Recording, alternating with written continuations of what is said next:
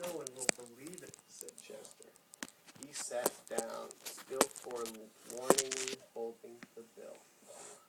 Oh dear, and things were going so nicely. Tucker Mouse put his bedclothes back in the cash register drawer and came to sit beside Chester. Back up, he said. We could still figure something out, maybe. They both concentrated for a minute. Then Tucker clapped his paws and squeaked. I got it! Eat the rest of it and they'll never know what happened. They'd accuse each other of losing it, said Chester. I don't want to make any bad feelings between them. Oh, you're so honorable, said Tucker. It's disgusting. Besides, it tastes bad, added Chester. Then how about this? Tucker had a new idea. We frame the janitor who cleans the station. I'll take the evidence over and plant it in his water closet. He walked near the mop last week.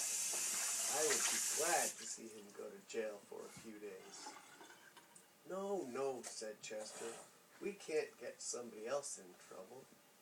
Then a stranger, said Tucker. We tip over the Kleenex, break the glass in the alarm clock, and throw all the small change on the floor. They'll think a thief came in the night. You could even put a bandage on and make out like a hero. I could see it all. No, Chester interrupted him. The damage we do would cost even more than the $2. Tucker had one more idea. He was going to volunteer to go over and swipe $2 from the lunch counter. But before he could suggest that, the top of the stand was suddenly lifted off. They had forgotten what time it was. Mama Bellini, who was on duty in the morning, stood towering, frowning down on them.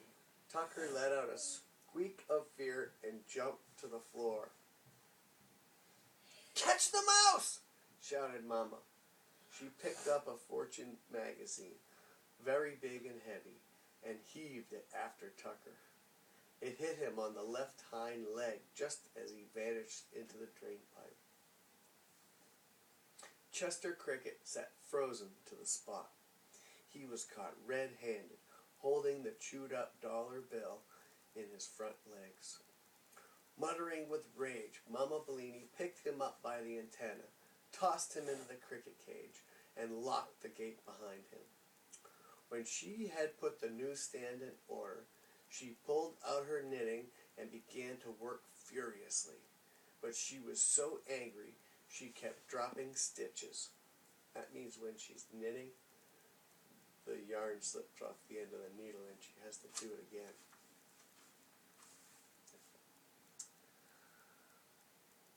And that made her angrier still. Chester crouched in the far corner of the cage. Things had been going so well between Mama and him, but now all that was ruined. He half expected that she would pick him up, cage and all, and throw him onto the shuttle tracks. At 8:30, Mario and Papa arrived. Mario wanted to go to Coney Island for a swim today, but before he could even say good morning, Mama Bellini stretched out her hand and pointed sternly at Chester. There he was, with the evidence beside him. A three-cornered conversation began. Mama denounced Chester as the money eater and said further that she suspected him of inviting mice and other unsavory characters into the newsstand at night.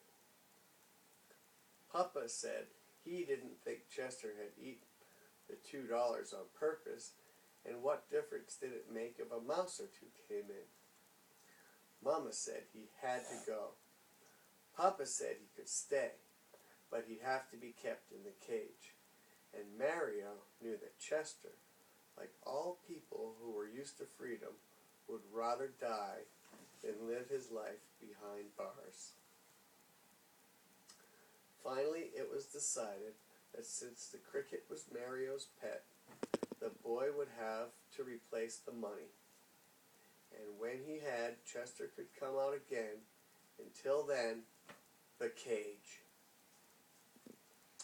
By working part-time delivering groceries when he wasn't taking care of the newsstand, Mario thought he could earn enough in a couple of weeks to get Chester out of jail. Of course, that would mean no swimming at Coney Island, and no movies, and no nothing. But it was worth it.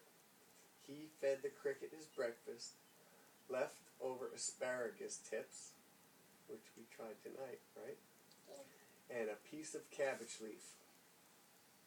Chester had practically no appetite after what happened. Then, when the cricket was finished, Mario said goodbye and told him not to worry, and went off to the grocery store to see about his job. That night, after Papa had shut up the newsstand, Chester was hanging through the gilded bars of his cage. Earlier in the evening, Mario had come back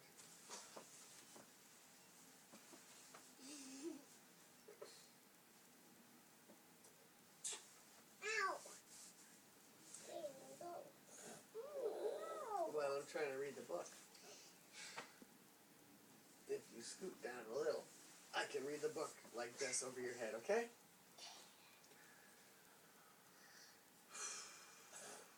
Okay, Mario had come back to feed him his supper, but then he had to leave right away to get in a few more hours of work.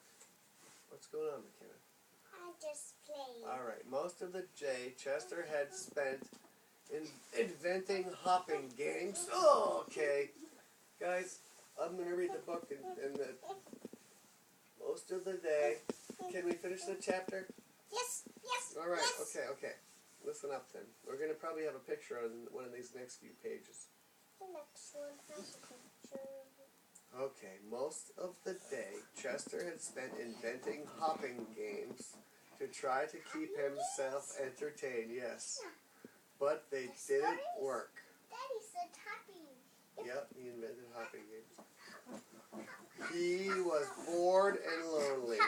The funny thing was that although he had been sleepy and kept... Daddy, I want to tell you something. Uh-huh. How could the first person who was on planet Earth, the first person that was alive, didn't have a mother?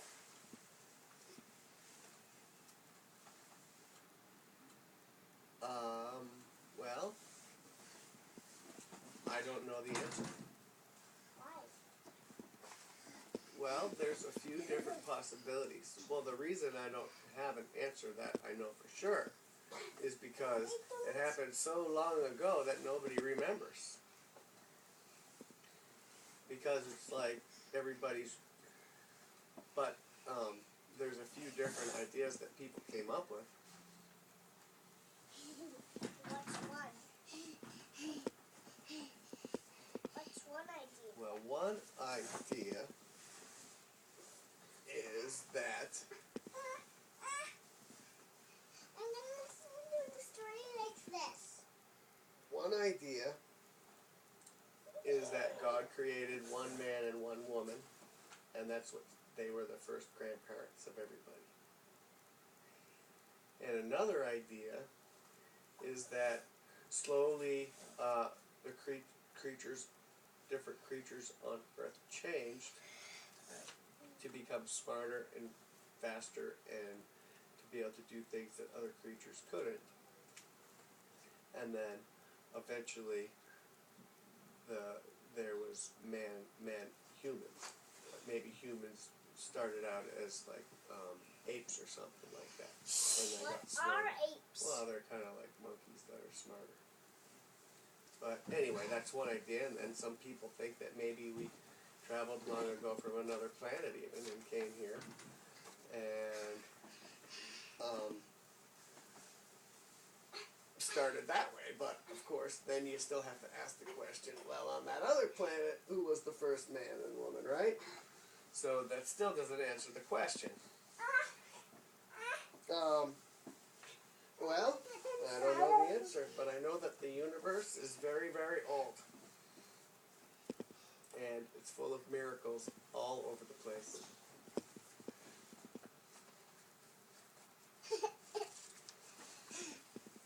That guy definitely died already. Oh, yeah. Yeah, long ago, right?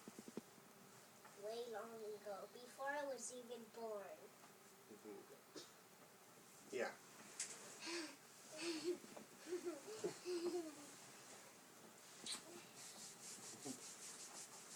There's me in the story. Mm-hmm. And the cat's me. That's you. Yeah. I'm the mouse.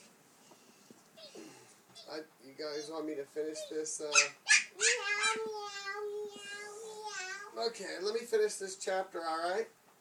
Guys, and then we're going to all go to sleep, of course.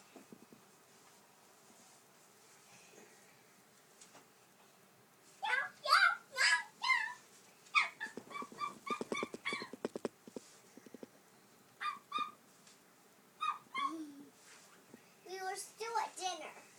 Remember? Mario was feeding the cricket dinner. Look